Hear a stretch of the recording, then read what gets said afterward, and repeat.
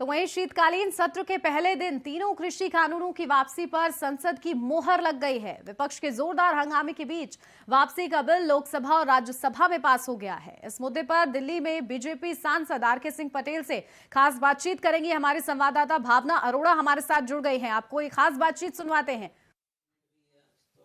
बिल्कुल, मैं आपको बता दूं कि इस वक्त मैं बांदा चित्रकूट के सांसद आरके सिंह पटेल के साथ हूं, लेकिन उससे पहले आपको जानकारी देना चाहूंगी कि जैसे ही संसद का शीतकालीन सत्र खत्म होता है, राहुल गांधी बाहर आते हैं, विजय चौक पर प्रेस कॉन्फ्रेंस करते हैं, मीडिया को संबोधित करते हुए कई बातों का जिक्र करते हैं। सबसे पहले शुरुआत करते हैं कि सरकार डरती है, यही वजह है कि आज चर्चा नहीं होने दी गई। और इसी के साथ एक लाइन दीपेंद्र हुड्डा यहां पर जोड़ते हुए जरूर नजर आए। उन्होंने कहा ये लोकतंत्र नहीं, ये ठोकतंत्र है। और इसी खेमे में अगर हम देखें तो असदुद्दीन ओवैसी भी बराबर कूदे नजर आए। यही वजह रही कि असदुद्दीन ओवैसी ने कहा कि सरकार ने तीनों कानूनों को इसलिए वापसी लिया क्योंकि राजनीति में उनकी स्थिति उत्तर प्रदेश में खराब होती नजर आ रही थी। चलिए बात कर लेते, सीधा रुख कर लेते हैं आरके सिंह पटेल किससे बात करते हैं। सबसे पहला सवाल यही है, असदुद्दीन ओवैसी कह रहे हैं राजनीतिक पर के प्रहार पे कहीं ना कहीं आप जो है बैकफुट पे आ रहे हैं, यही वजह है कि तीन कानूनों को आपने वापस लिया। देखिए, माननीय प्रधानमंत्री जी ने पहले भी कहा था और पूरे देश के हित में, पूरे किसानों के हित में कानून बनाए गए थे, लेकिन किसानों का एक गुट आंदोलित था और उस आंदोलन को लेकर के बहुत दिनों तक वो आंदोलन चला। माननीय प्रधानमंत्री जी ने निर्णय लिया किसानों के हित में अगर नहीं है, कहीं पर कोई गड़बड़ी है, पहले भी कहा गया था, तो उसको बताया जाए, संशोधन किया जाए। लेकिन इसके बावजूद भी जब नहीं माने, जिद पे अड़े रहे कुछ लोग, तो माननीय प्रधानमंत्री जी ने निर्णय लिया कि अगर कोई इस तरह का इसमें कोई गड़बड़ी है तो हम उसको वापस लेते हैं, लेकिन वो बतावें कि कौन सा कानून किसानों के हित में है। अब हम उनसे पूछना चाहेंगे कि कौन सा कानून किसानों के हित में है। हमने तो राकेश टिकैत लेकिन अभी भी नाराज है। उनका कहना है कि जब तक एमएसपी पे कानून नहीं बनेगा हम इसी तरीके से आंदोलन करेंगे। देखिए, आंदोलन करने के लिए तो लोकतंत्र में खूब जगह है, अपना आंदोलन चाहे जिसको जहाँ करना हो करते रहें। इस आंदोलन से पूरे देश में कोई फर्क नहीं पड़ने वाला था। उत्तर प्रदेश में तो कोई फर्क पड़ ही नहीं रहा था। इस आंदोलन से उत्तर प्रदेश का कोई आंदोलन था ही नहीं। यही बड़ी वजह है कि पश्चिम में तमाम विपक्ष खुदा था और सत्ता पक्ष नजर नहीं आ रहा था। लेकिन अब लगता है तीनों कानूनों की वापसी होगी और कई सीटों की संख्या भी बढ़ेगी। देखिए, सीटों की संख्या में कोई मतलब नहीं था। इस कानून के वापस लेने से और लाने से कोई मतलब नहीं था। उत्तर प्रदेश में 325 सीटें पहले भी थीं और इस बार 325 से बढ़कर के 350 की संख्या हम पार करने जा रहे हैं।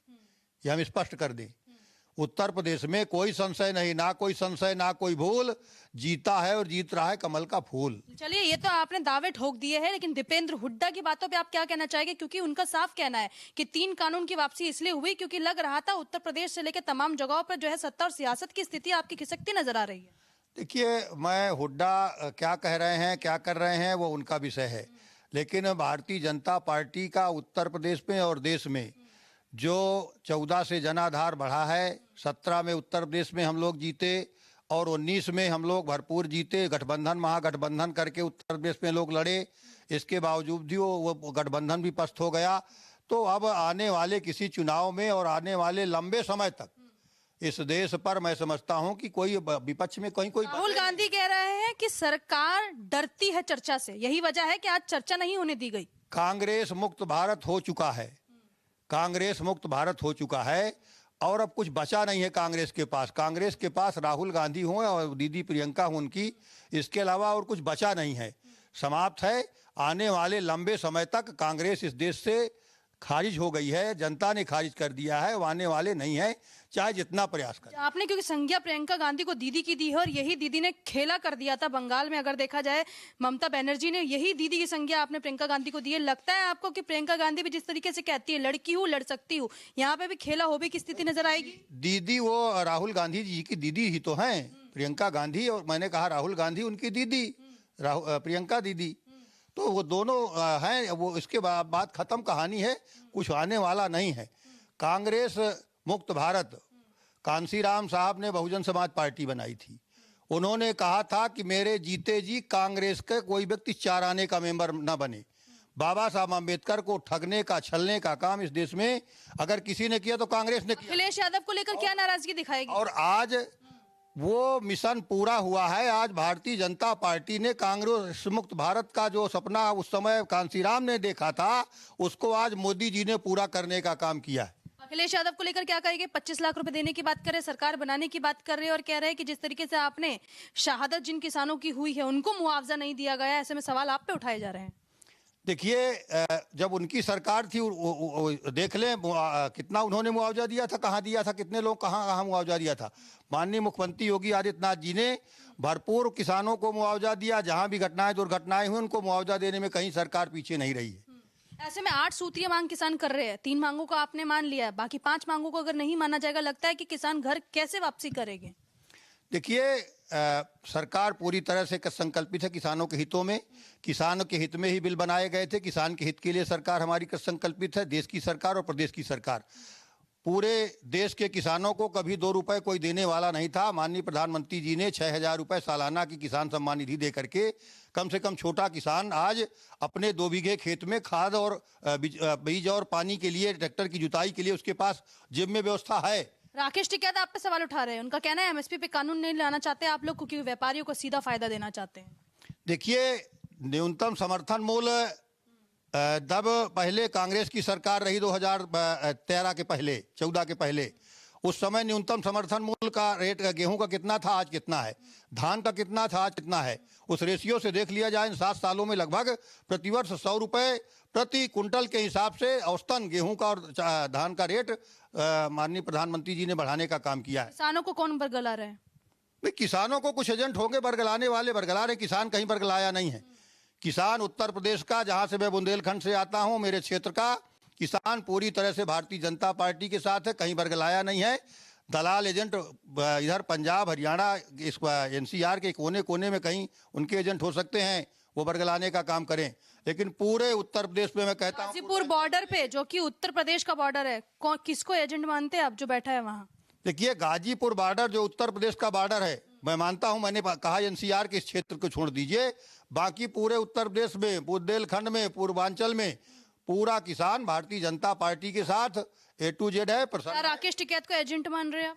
देखिए, राकेश टिकैत तो निश्चित तौर पर कहीं ना कहीं से प्रो करके काम कर रहे हैं। राकेश टिकैत अपने बलबूते आंदोलन थोड़ी चला रहे हैं, राजनीति से प्रेरित है। राजनीतिक लोग, उनको खुल करके राजनीति करना चाहिए आकर। कौन सी पार्टी आपको लगता है कि समर्थन दे रही है? अब उनको तो कांग्रेस पार्टी, समाजवादी पार्टी, ये पार्टियां और उसको जितने भी भारतीय जनता पार्टी के विपक्ष के लोग हैं, वो देश के छोटे छोटे दल हैं, वो सब मिलकर के कांग्रेस उनके साथ खड़ी है। उनको मोहरा बना रही, उनको सामने ला करके। मैं तो कहता हूं टिकैत जी को अपनी एक पार्टी बना लेनी चाहिए और खुल करके पार्टी के साथ आकर के राजनीति करनी चाहिए। ऐसे में आपको लगता है कि कई सूत्रीय, क्योंकि यहाँ पर मांगे हैं, चाहे उसमें शहादत का दर्जा देना हो या सरकारी नौकरी की बात हो, आपको लगता है कि आप खुद जो है सांसद है, संसद में जाते हैं, आपको लगता है कि आप भी ये मुद्दा कहीं ना कहीं उठाएंगे कि जो लोग शहीद हो गए हैं उनके परिवार में किसी को नौकरी मिले, आर्थिक जो है सहायता मिले? देखिए, जो शहीद हुए हैं, शहादत हुई है जिनकी भी शहादत हुई है, शहीदों को सदैव हमारी सरकार ने सम्मान देने का काम किया है। चाहे किसान हो, चाहे सेना का जवान हो, उनको सबको सम्मान देने का काम किया, सबको उनको मुआवजा देने का काम किया है। और कहीं पर अगर कोई शेष बचा होगा उसको भी देने का काम करेगी। लेकिन विपक्ष कहता है, साफ तौर पे कहता है और हुंकार करके कहता है कि वोट की चोट से बचने के लिए 9 महीने बाद मेहरबा आपको देर हो गई आते आते। देखिए, ये अब तो कहने के लिए तो कुछ भी कहा जा सकता है कि सियानी बिल्ली खंभा नोचेगी, ये भी होगा ना। तो कहने के लिए तो कह सकते हैं कि ये 9 महीने, भाई अगर हमारी सरकार चाहती, जिस पे अड़ी रहती, तो आपने इतने दिन 9 महीने चलाया है, 2 महीने और चला लेते। आपको लगता है पेगासस का एक बड़ा मुद्दा बना था, पिछली बार सत्र नहीं चल पाया था, इस बार ये 5 जो सूत्रीय मांगे रह गई है, ये बड़ा मुद्दा बन सकता है और जो है सत्र ना चलने की बड़ी वजह भी बन सकता है? देखिए, सत्र पिछली बार भी बाधित हुआ और इस कानून को विड्रा करने का जो निर्णय माननीय प्रधानमंत्री जी ने लिया, इसके बाद भी अभी सत्र बाधित हो रहा है।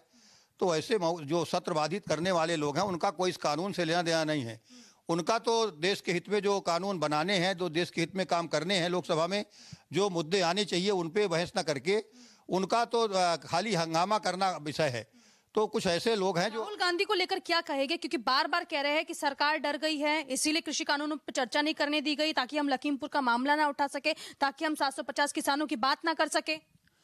देखिए, उनके पास कोई मुद्दा बचा नहीं है, कांग्रेस के पास कोई मुद्दा बचा नहीं, विपक्ष के पास कोई और मुद्दा बचा नहीं है, कोई विकास का एजेंडा नहीं बचा है। भारतीय जनता पार्टी की सरकार में माननीय मोदी जी ने इन 7 सालों में देश को जहां ऊंचाइयों तक ले जाने का काम किया। कोरोना वैश्विक महामारी जो आई, हमारे देश पे भी कोरोना आया, इससे निजात दिला करके लगभग लोगों को 100 करोड़ से ज्यादा लोगों को। आपने क्योंकि कोरोना की बात की है, एक मांग कांग्रेस की सबसे बड़ी इस बार संसद के सत्र में रहने वाली है कि 4 लाख रुपए हर उस परिवार को दिए जाने चाहिए जिनके घर में कोई ना कोई व्यक्ति इस कोरोना में चला गया है। देखिए, जो भी कोरोना में लगे डॉक्टर थे, कर्मचारी थे, उत्तर प्रदेश में और पूरे देश में माननीय प्रधानमंत्री जी, भारत सरकार और प्रदेश सरकार हमारी मिलकर के उन सारे लोगों को, कोई अगर कर्मचारी मरा है तो 50 लाख तक का मुआवजा भी उसको, हमारा सेवा काल में कोई डॉक्टर मरा है, नर्स या उस। कांग्रेस ने जो भी मांग की उससे कितना इत्तेफाक रखते हैं? देखिए, कांग्रेस की मांग को मैं नहीं जानता क्या मांग कर रही है, उसका क्या विषय है मुझे उनका पता ही नहीं है। लेकिन मैं जो बता रहा हूं कि हमारी सरकार ने एक एक व्यक्ति को कोरोना कार्यकाल में अगर कोई डेथ हुई है किसी की, तो ऐसे जो सेवा में लगे रहे लोग, उनको 50 लाख तक का मुआवजा देने का काम किया है। जो शेष बचे हैं उनको भी दिया जा रहा है। चलिए, आप सुन रहे हैं आरके सिंह पटेल इनका नाम है, सांसद है, बांदा चित्रकूट से आते हैं, साफ तौर पर कह रहे हैं कि कोविड को